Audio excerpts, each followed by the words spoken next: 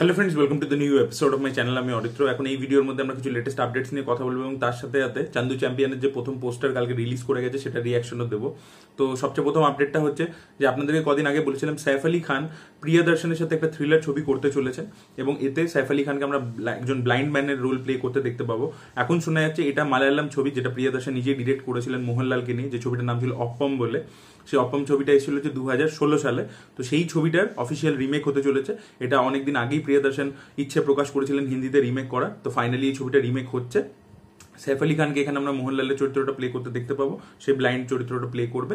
এবং তার সাথে এই ছবির মধ্যে আমরা ববি দেওলকেও দেখতে পাবো। ববি দেওলের অ্যানিমালের পরে প্রচুর ডিমান্ড বেড়ে গেছে, সাউথেও সে পরপর ভিলেনের কাজ করছে, হিন্দি ছবিতেও করছে পরপর। তো এখানেও might be say antagonist play করতে পারে, দেখা যায়। এটা ছিল প্রথম আপডেট। পরবর্তী আপডেটটা হচ্ছে ইন্ডিয়ান 2 কে নিয়ে। তো ইন্ডিয়ান 2 কিন্তু এক মাস পিছিয়ে গেছে। প্রথমে ছবিটা জুন মাসে আসার কথা ছিল, বাট এখন জুলাইতে রিলিজ করবে, জুলাই 17 টু বি এক্সাক্ট।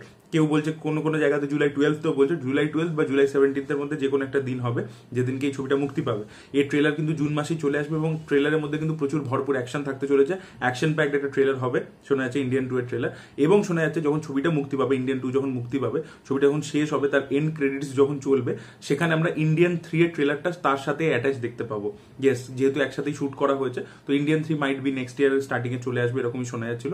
দেখা যায় কতটা সেটা সাকসেসফুলি হয়। পরবর্তী আপডেটটা হচ্ছে কানাপ্পা বলে তেলেগু ছবিটাকে নিয়ে। তো এই ছবির মধ্যে বহু লোকের ক্যামিও থাকতে চলেছে। আমরা জানি অলরেডি অক্ষয় কুমার একটা ক্যামিও রোল তিনি শুট করে গেছেন, প্রভাসেরও ক্যামিও থাকতে চলেছে। তো শোনা যাচ্ছে প্রভাস কোন ক্যারেক্টারটা প্লে করবে। তো প্রভাস নাকি এখানে লর্ড পরশুরামের ক্যারেক্টারটা প্লে করবেন। ইয়েস, তো কালকিতে সে একরকমের রোল প্লে করছে, যেখানে সে বিষ্ণুর একটা অবতার, পরশুরাম বিষ্ণুর একটা অবতার। তো সেটাও সে আরেকটা ছবিতে প্লে করছে। তো এটা দেবতাদের রোলে কিন্তু আমরা প্রভাসকে পরপর দেখতে পাচ্ছি। রামের চরিত্র করছে, তারপরে এই চরিত্রটা করছে, কালকি করছে, অনেকগুলো করছে আর কি। তো দেখা যাক কিরকম হয় ছবিটা। পরবর্তী আপডেটটা হচ্ছে লোকেশ কানাগরাজের কুলি বলে ছবিটাকে নিয়ে, থালাইভার 171 কুলি।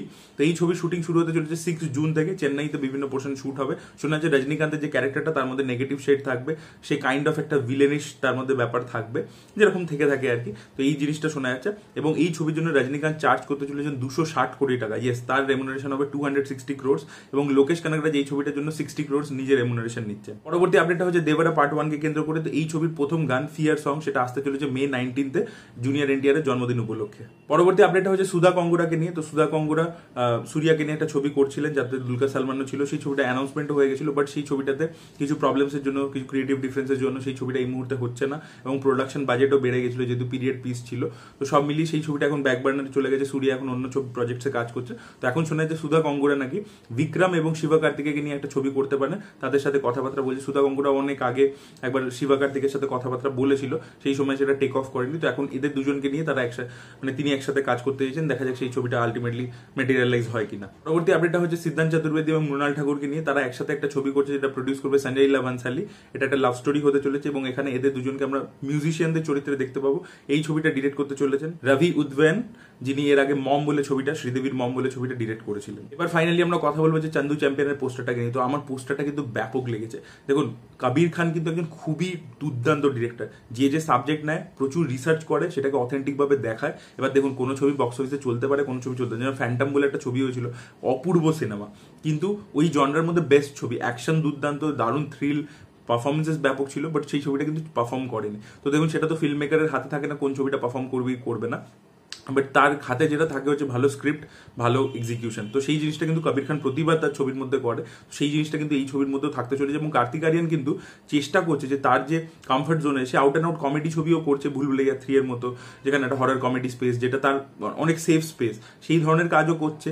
কিন্তু অ্যাট দ্য সেম টাইম সে কিন্তু ব্রেকও করছে। বিশাল ভারদ্বাজের সাথে একটা গ্যাংস্টার ড্রামা করছে, কবির খানের সাথে করছে, হাসেল মেহতার সাথেও করতে গেছিল, সেটা আলটিমেটলি ক্যান্সেল হয়ে গেছে, বাট সেই ছবিটাও সে করতে গেছিল। তো সে কিন্তু অ্যাক্টর হিসেবে নিজেকে এক্সপ্লোর করবার চেষ্টা করছে। তো সেই যে স্টারডামটাকে কিন্তু নেক্সট লেভেলে নিয়ে যাওয়ার চেষ্টা করছে, এটা পরিষ্কার বোঝা যাচ্ছে। এবং এই পোস্টারটা দেখে সেটা আরো ক্লিয়ার হয়ে গেছে। সে কিন্তু নিজের ফিজিকের উপর প্রচুর খেটেছে, এটা কিন্তু পোস্টার থেকে বোঝা যাচ্ছে। অনেকে দেখছিলাম কমেন্ট করছে যে এটা ফটোশপে এডিট করা, এআই দিয়ে ইউজ করা, এআই ইউজ করে বানানো। দেখুন, একটা এনহ্যান্সমেন্ট তো সবাই করে। একটা পোস্টার যখন ডিজাইন হচ্ছে, সেখানে কিছু জিনিস তো করবে, বাট এই ফিজিকটা কিন্তু সে ক্রিয়েট করেছে, কারণ সে অ্যাথলিট প্লে করছে, সে কিন্তু অনেকদিন এফর্ট দিয়েছে। এবং কার্তিক আরিয়ান কিন্তু এটার জন্য বিদেশে গেছে, ট্রেনিং করেছে, অনেক কিছু করেছে। কিন্তু আমরা মেকিং এর সময় বিভিন্ন আপডেটস পেয়েছি, আপনার সাথে শেয়ারও করেছি। তো এখানে কিন্তু এই পোস্টারটার মধ্যে কিন্তু ডেডিকেশনটা বোঝা যাচ্ছে। এবার দেখা যাক, মে 18 ট্রেলার আসতে চলেছে, যেটা গোয়ালিয়রেই লঞ্চ হবে, যেটা কার্তিক আরিয়ানের হোম টাউন।